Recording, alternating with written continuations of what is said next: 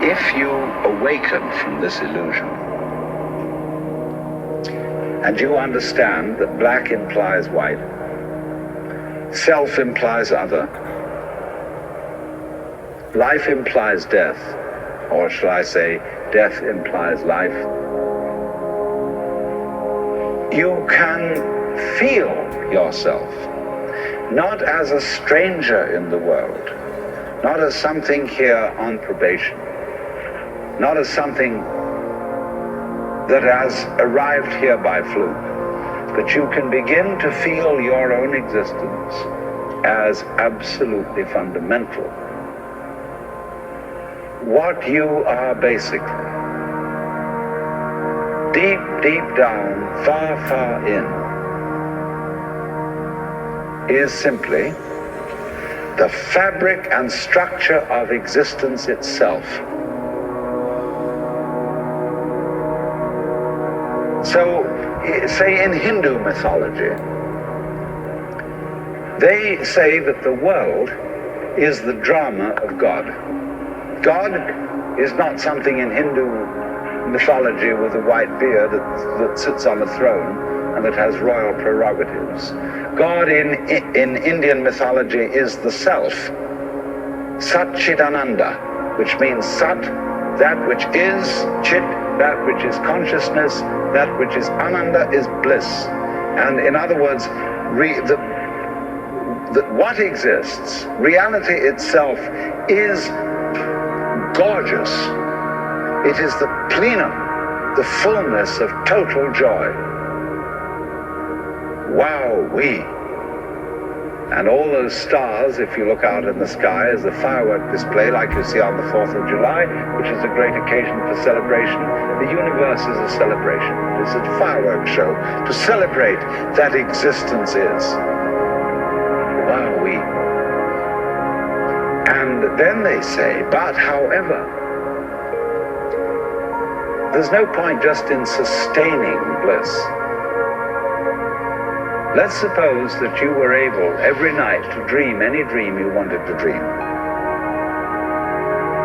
And that you could, for example, have the power within one night to dream 75 years of time. Or any length of time you wanted to have. And you would naturally, as you began on this adventure of dreams, you would fulfill all your wishes.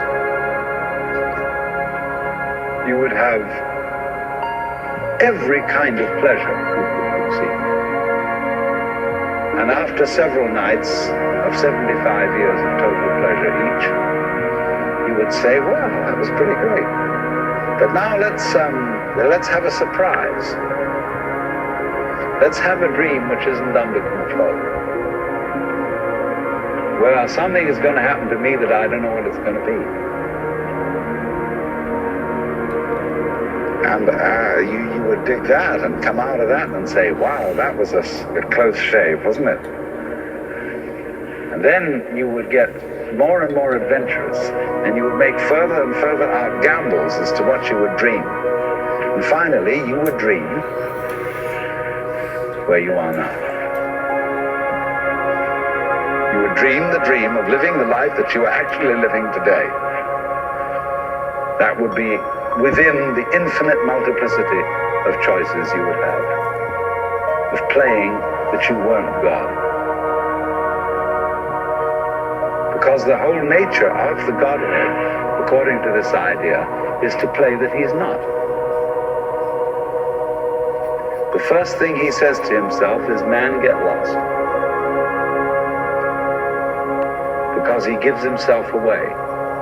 The nature of love is self-abandonment, not clinging to oneself, throwing yourself out, as in, for example, in basketball, you're always getting rid of the ball. You say to the other fellow, have a ball, see? And that keeps things moving. That's the nature of life. So in this idea, then, everybody is fundamentally the ultimate reality. Not God in a politically kingly sense, but God in the sense of being the self, the deep, down, basic, whatever there is. And you're all that. Only you're pretending you're not.